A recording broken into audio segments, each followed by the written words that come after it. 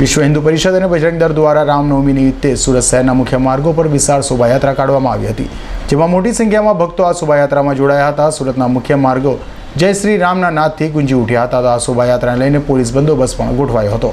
સમગ્ર ભારત દેશમાં આજે રામનવમી નિમિત્તે રામ મંદિર તેમજ અનેક એવા શહેર, જિલ્લા અને રાજ્યોમાં રામનવમીની ભવ્ય ઉજવણી કરવામાં આવી હતી।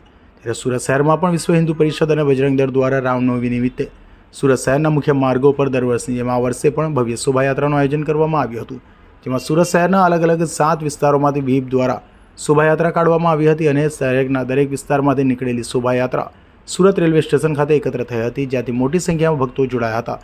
તો આ શોભાયાત્રામાં ભગવાન રામ અને હનુમાનજીની ઝાંખી પણ રજૂ કરવામાં આવી હતી। આ શોભાયાત્રા સુરત રેલવે સ્ટેશનથી નીકળી રાજમાર્ગ થઈ ચોક બજાર પાસેથી પસાર થઈ હતી। તે સમયે પોલીસ બંદોબસ્ત ગોઠવાયો હતો। સુરત શહેરમાં રામનવમીની ભવ્ય શોભાયાત્રા રાજમાર્ગ પરથી નીકળી હતી, જે સમયે શોભાયાત્રામાં મોટી સંખ્યામાં લોકો જોડાયા હતા। તો શોભાયાત્રા દરમિયાન કોઈ અનિચ્છનીય બનાવ ન બને તે માટે પોલીસ દ્વારા કડક બંદોબસ્ત ગોઠવાયો હતો। અસર સેટા સાથે અઝર કુરેશી।